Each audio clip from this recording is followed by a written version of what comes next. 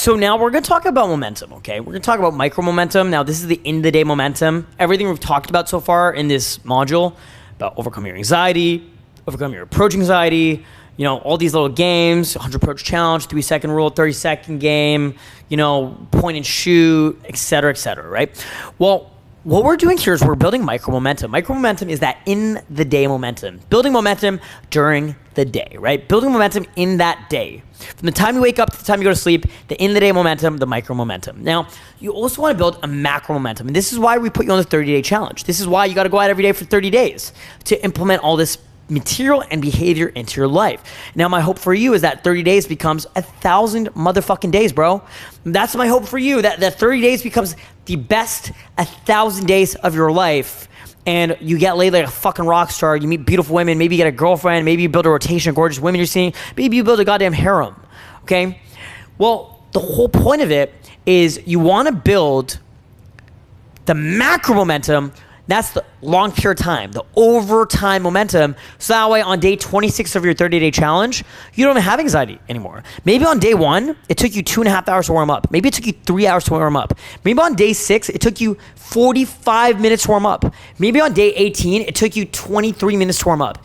But on day 29, it literally took you 3.5 minutes to warm up and get into that flow state where you're just naturally charismatic and social. And that's what we call macro momentum.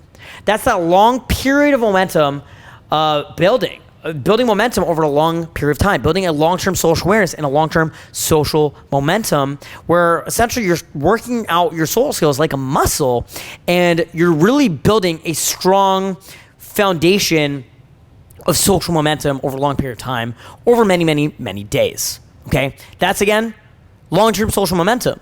So that way, maybe it's on day 167, you needed a fucking break because you're sick, so you only did like one cold approach. But then on day 169, you're feeling better, and it only took you 5 minutes to warm up because you still have that long-term macro momentum, right? Versus if you stop going out, and then you don't go out for a month and you try to go out again and you start your 30-day challenge again, day 1, it's gonna take you another fucking 2.5 hours to warm up again, right?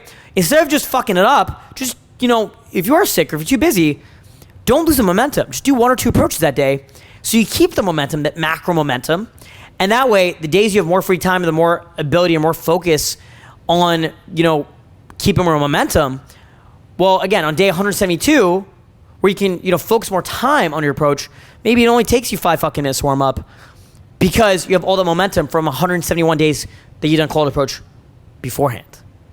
Okay? So build micro momentum, build momentum every single day throughout the day, build a macro momentum throughout the days and the months and the motherfucking years. Okay?